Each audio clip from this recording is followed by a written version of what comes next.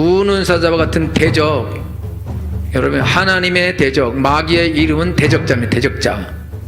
마귀는 하나님의 대적인데 하나님의 대적은 하나님의 자녀에게도 대적입니다. 마귀는 하나님을 직접 대적할 수 없습니다. 하나님을 직접 공격할 수 없습니다. 그래서 마귀가 어떻게 하냐? 하나님의 자녀이며 하나님의 종인 인간들을, 그리스도인들을, 성도들을 공격하게 되어 있습니다. 그래서 성도들의 삶이 그러니까 어려운 거예요. 예수님 믿고 어려운 거예요.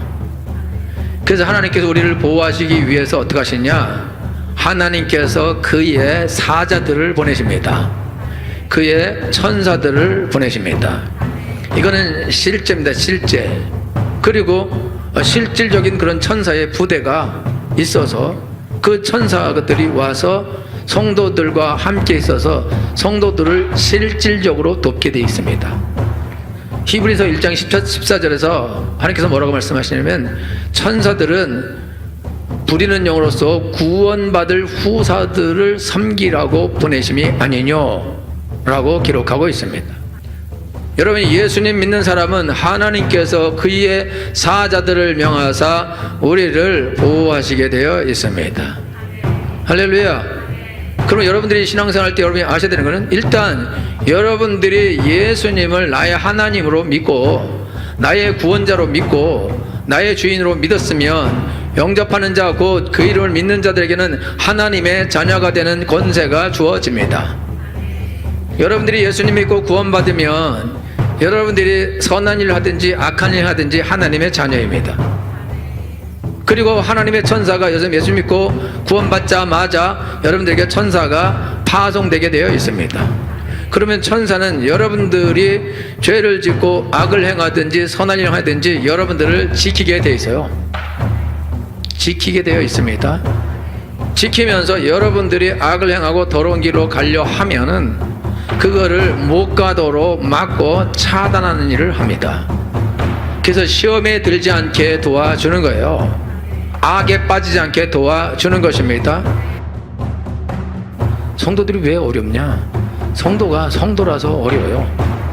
왜냐하면 마귀가, 여러분요, 우리가 인생을 살아가는데 우리의 인생을 마귀가 그냥 두지 않는다 이거죠.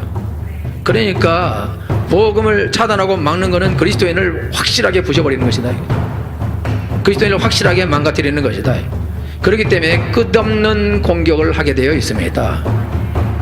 그런데 우리가 인간적인 힘으로 그거를 막을 수 있냐? 눈에 보이지도 않는데 만질 수도 없고 볼 수도 없고 들을 수도 없고 냄새 맡을 수도 없고, 그런데 어떻게 이 악하고 더러운 마귀가 싸울 수가 있냐? 이 귀신과 어떻게 싸울 수 있냐? 그거는 불가능하다. 여러분, 내가 가진 그 어떤 것도 절대로 나를 보호하지 못합니다.